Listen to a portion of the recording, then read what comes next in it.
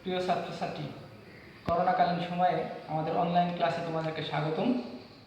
আজ আমি জীববিজ্ঞান বিষয়ের প্রথম অধ্যায়ের প্রথম পত্রের দশম অধ্যায় আলোচনা করব। বিষয় উদ্ভিদ প্রজনন।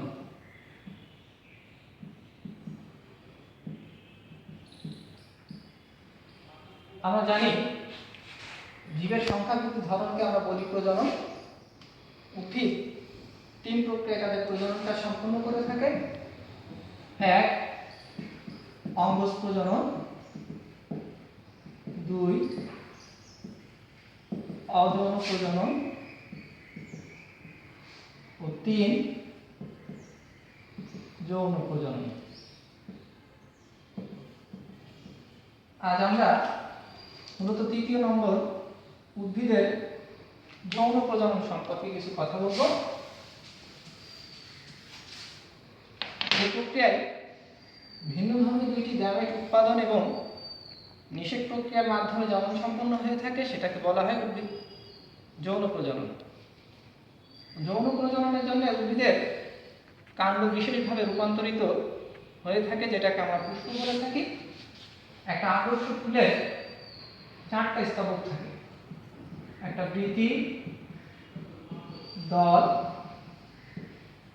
পুংস্তবক ও স্ত্রী স্তবক। এই চার স্তবকের মধ্যে বৃতি এবং দলকে আমরা পুষ্পপত্র বলে থাকি। পুষ্পপত্র বলে থাকি, যা উদ্ভিদের প্রজনন কাজে কিছু সহযোগিতা করে থাকে। পুংস্তবক এবং স্ত্রী স্তবককে আমরা মূলত জনন স্তবক বলে থাকি। উদ্ভিদের পুংস্তবক নির্দিষ্ট সংখ্যক পুংকেশরে তৈরি হয়। একটা পুংকেশরের দুইটা অংশ থাকে, পরাগধানী এবং পুংদণ্ড। অধিকাংশ উদ্ভিদের পরাগধানী মূলত 4 প্রকোষ্ঠ বিশিষ্ট হয়ে থাকে। এই প্রত্যেকটা প্রকোষ্ঠকে আমরা বলে থাকি পরাগথলি বা পোলেন স্যাক। এই পোলেন স্যাকের বা পরাগথলির বাইরে 3 থেকে 5 স্তর বিশিষ্ট দেয়াল কোষ থাকে, যাদের ভিতরের স্তরটাকে আমরা বলে থাকি ট্যাপেটাম। ভিতরের স্তরটাকে বলা হয় ট্যাপেটাম এবং একদম অভ্যন্তরে থাকে পরাগরেণু মাতৃকোষ। এই পরাগরেণু মাতৃকোষ ডিপ্লয়েড পরাগরেণু মাতৃকোষ। ডিপ্লয়েড পরাগরেণু মাতৃকোষ মিয়োসিস প্রক্রিয়ায় বিভাজিত হয়ে প্রতিটা থেকে 4টা করে পরাগরেণু তৈরি করে, যেটাকে আমরা বলে থাকি পোলেন টেট্রাড।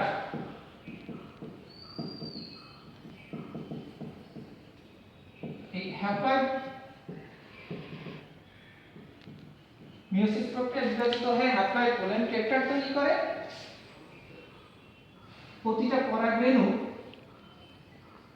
এক নিউক্লিয়াস বিশিষ্ট একটি কোষ।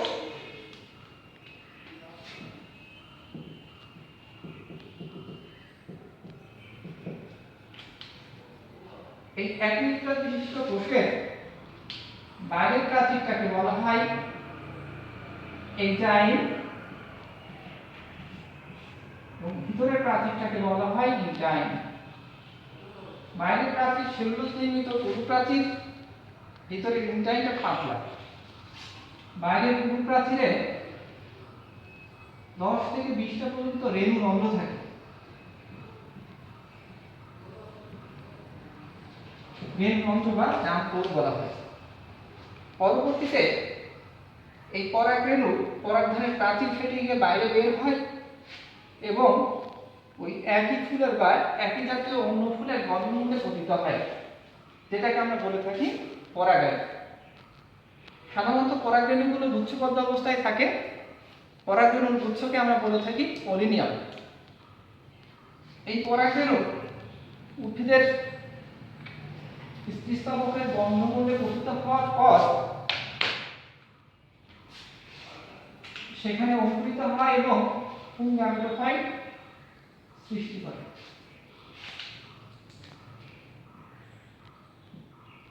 সাধারণত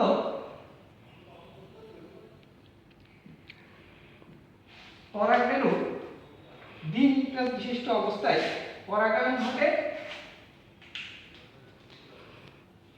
সেক্ষেত্রে পরাগরেণুর নিউক্লিয়াস অসম বিভাজনের মাধ্যমে একটা ছোট এবং অন্যটি বড় নিউক্লিয়াসে পরিণত হয়।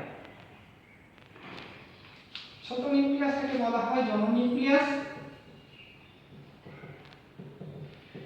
এবং বড় নিউক্লিয়াসটাকে বলা হয় নালী নিউক্লিয়াস।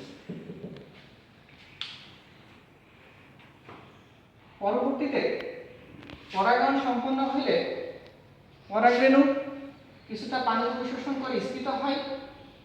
স্ফীত পরাগরেণুর এক্সাইট থেকে ইনটাইন টিউবের আকৃতিতে বাইরে বেরিয়ে আসে, যেটাকে আমরা পোলেন টিউব বলে থাকি।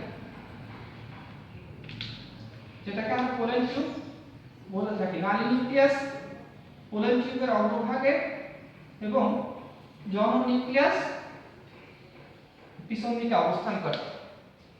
পরবর্তীতে আরো একবার বিভাজনের ফলে জনন নিউক্লিয়াস দুইটা পুং গ্যামেট এ পরিণত হয়। নালী নিউক্লিয়াস পোলেন টিউবের অগ্রভাগে অবস্থান করে।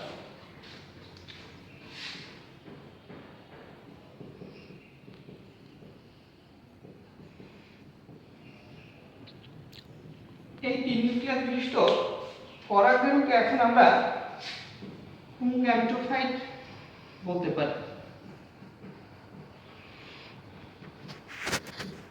পুং গ্যামেটোফাইট বলতে পারি।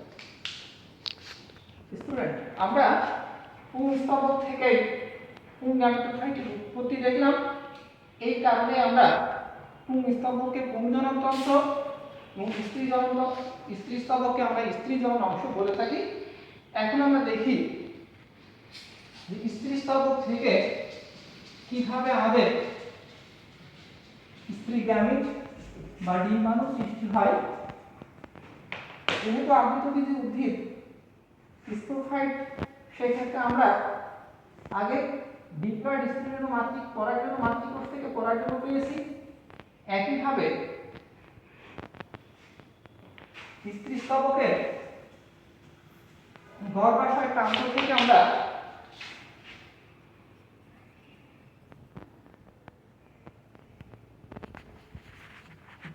গর্ভমুণ্ড, গর্ভদণ্ড ও গর্ভাশয়, এই তিনটি অংশ নিয়ে একটা স্ত্রীস্তবক গঠিত হয়। এই গর্ভাশয়ের অভ্যন্তরে উদ্ভিদ ভেদে থাকে নির্দিষ্ট সংখ্যক গর্ভপত্র এবং সেখানে অবস্থান করে ডিম্বক। এই ডিম্বক নির্দিষ্ট কিছু অংশ নিয়ে গঠিত হয়। ডিম্বকের অভ্যন্তরে থাকে নিউক্লিয়াস বা আমরা বলি আর্টিস্পোরিয়াল সেল।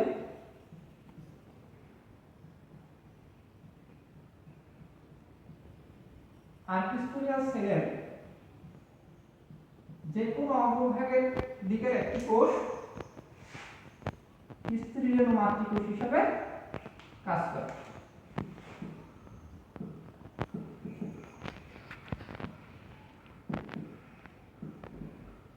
স্ত্রীরেণু মাতৃকোষ। আর্টিস্পোরিয়াল সেলের অভ্যন্তরে স্ত্রীরেণু মাতৃকোষ মিয়োসিস প্রক্রিয়ায় বিভাজিত হয়ে চারটি হ্যাপ্লয়েড নিউক্লিয়াসের সৃষ্টি করে, যা পরবর্তীতে রূপান্তরিত হয়ে চারটি স্ত্রী রেণুতে পরিণত হয়। চারটি হ্যাপ্লয়েড স্ত্রীলিঙ্গ। উদ্ভিদ ভেদে এই চারটি স্ত্রীলিঙ্গের কোথাও দুইটি, কোথাও একটি বা কোথাও চারটি কার্যকারী থেকে স্ত্রী গ্যামেটোফাইটের পরিস্ফুটন সম্পূর্ণ হয়। শতকরা 75% উদ্ভিদে একটি পরাগরেণু কার্যকারী থেকে স্ত্রী গ্যামেটোফাইট উৎপন্ন করে। এই কারণে এটাকে বলা হয় মনোস্পোরিক। আমরা এখানে মনোস্পোরিক প্রক্রিয়াটাই আলোচনা করার চেষ্টা করি। সেই ক্ষেত্রে স্ত্রীরেণু চারটে স্ত্রীরেণু তিনটি নষ্ট হয়ে যায় এবং একটি কার্যকরী থাকে।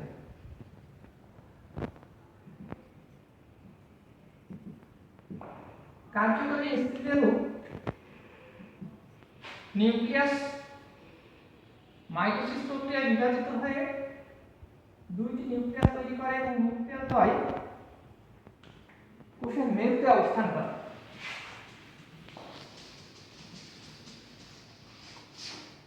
এই দুই মেরু নিউক্লিয়াস উপর্যুপরি বিভাজনের ফলে দুই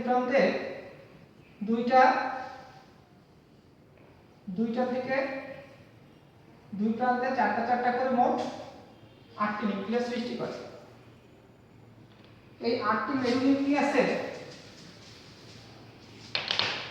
প্রতি মেরু থেকে একটি করে নিউক্লিয়াস কেটে চলে আসে।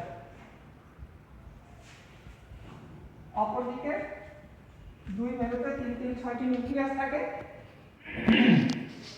যার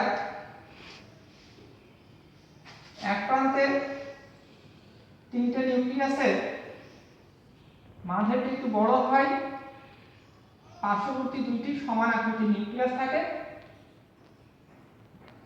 যেটা হচ্ছে 3 নিউক্লিয়াসকে আমরা একসাথে এই অ্যাপারেটাস বা ডিম্বাণু যন্ত্র বলে থাকি। এবং মাঝের বড় নিউক্লিয়াসটাকে বলা হয় ডিম্বাণু বা স্ত্রী গ্যামেট। পাশের দুইটি নিউক্লিয়াস সহকারী নিউক্লিয়াস বা সিনাপটিক, কেন্দ্রের নিউক্লিয়াসকে সেকেন্ডারি নিউক্লিয়াস, অপোজিট সমান আকৃতির 3টা নিউক্লিয়াসকে আমরা প্রতিপাদ নিউক্লিয়াস বলে থাকি। 8 নিউক্লিয়াস বিশিষ্ট এই অবস্থাটাকে আমরা স্ত্রী গ্যামেটোফাইট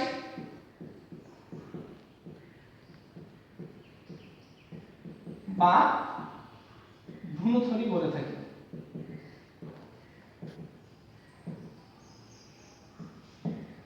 তাহলে আমরা এতক্ষণে আমরা দেখলাম কি পুংস্তবক থেকে পুংগ্যামেটোফাইটের উৎপত্তি এবং পরাগরেণু সৃষ্টি, এবং স্ত্রীস্তবক থেকে স্ত্রীরেণুর উৎপত্তি এবং স্ত্রী গ্যামেটোফাইটের বিকাশ। পুংগ্যামেটোফাইট এবং স্ত্রী গ্যামেটোফাইট থেকে প্রাপ্ত পুংগ্যামেট এবং স্ত্রী গ্যামেট নিষেক প্রক্রিয়ায় জাইগোট সৃষ্টি করে এবং এই জাইগোট থেকেই পরবর্তীতে ভ্রূণ, ডিম্বক থেকে বীজ এবং গর্ভাশয় থেকে আমরা ফল পেয়ে থাকি, যা ইনশাআল্লাহ আমরা পরবর্তী ক্লাসে আলোচনা করতে সক্ষম হব। সকলকে ধন্যবাদ।